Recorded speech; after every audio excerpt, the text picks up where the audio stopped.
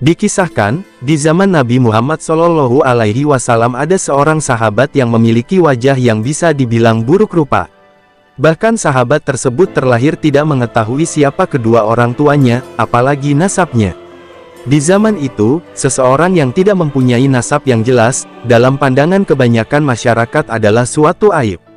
Sahabat yang mulia tersebut bernama Julaibib radhiyallahu anhu. Beliau adalah sahabat Nabi yang sangat bertakwa, bahkan beliau menjadi salah satu prajurit perangnya Nabi. Meskipun karena kekurangan fisiknya, banyak orang yang enggan mendekatinya, namun beliau bersabar dan ikhlas dalam menerima ketentuan Allah. Suatu ketika, selepas sholat, Nabi Muhammad memanggilnya dan bertanya, "Julaibib, tidakkah engkau ingin menikah?" Tanya Rasulullah dengan lembut sambil tersenyum. Julaibib menjawab, "Siapakah orang yang mau menikahkan puterinya denganku ini ya Rasulullah?" Jawab Julaibib sambil tersenyum. Julaibib menyadari bahwa dirinya tidak memiliki apa-apa kecuali Allah dan Rasul-Nya. Sepertinya Rasulullah telah mendapat wahyu dari Allah untuk memberikan petunjuk kepada salah satu sahabatnya yang mulia itu, Julaibib, untuk segera menikah. Tibalah keesokan harinya, Rasulullah kembali bertemu dengan Julaibib, dan kembali bertanya, "Julaibib, tidakkah kau ingin menikah?" Julaibib menjawab dengan jawaban yang sama. Namun kali ini Rasulullah menarik tangan Julaibib dan mengajaknya ke salah satu rumah pembesar Ansor yang dikenal memiliki puteri yang sangat cantik. Setibanya di rumah salah satu pembesar Ansor itu, Rasulullah bertemu dengan ayah dari wanita yang cantik itu lalu berkata, "Aku ingin menikahkan puteri kalian." Mendengar perkataan Rasulullah, ayah dari wanita cantik itu pun kegirangan dengan berkata, "Betapa indah dan berkahnya. Ya Rasulullah, sungguh ini akan menjadi cahaya yang menyingkirkan temaram di rumah kami." Pembesar Ansor itu mengira bahwa Rasulullah lah yang akan menikahkan puterinya, tetapi kemudian Rasulullah kembali berkata, "Bukan untuk aku."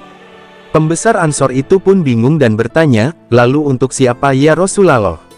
Rasulullah menjawab, "Untuk Julaibib." Pembesar Ansar itu kemudian terdiam, karena ternyata puterinya yang cantik diminta Rasulullah untuk menikah dengan Julaibib, seorang pria yang buruk rupa dan tidak jelas nasabnya. Setelah terdiam beberapa saat, kemudian ia berkata, "Sepertinya, aku harus membicarakan hal ini kepada istriku ya Rasulullah."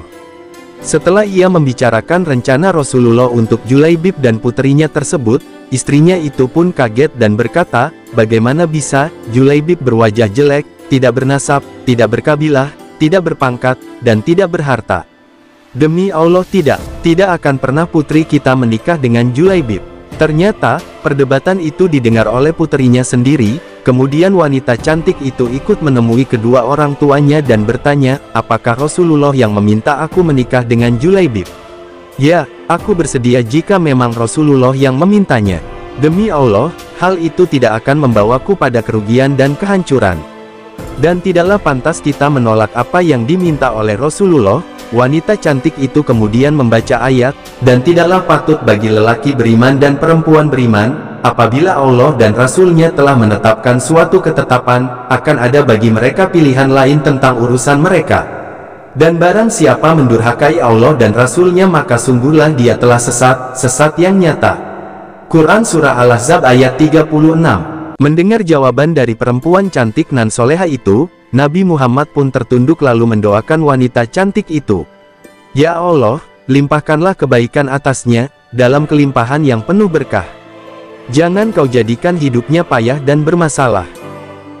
Beliau kini mendapatkan istri yang tak hanya cantik, tetapi juga solihah. Namun, Allah menakdirkan pernikahan Julaibib dengan wanita cantik dan solihah tersebut tidak berlangsung lama. Julaibib kembali kepada Allah untuk hidup bahagia di surga, bersama para bidadari yang telah lama merindukan Julaibib. Mungkin Allah menentukan bahwasanya manusia mulia seperti Julaibib lebih pantas hidup di surga daripada hidup di dunia yang tidak bersahabat untuknya. Wallahu a'lam bishawab.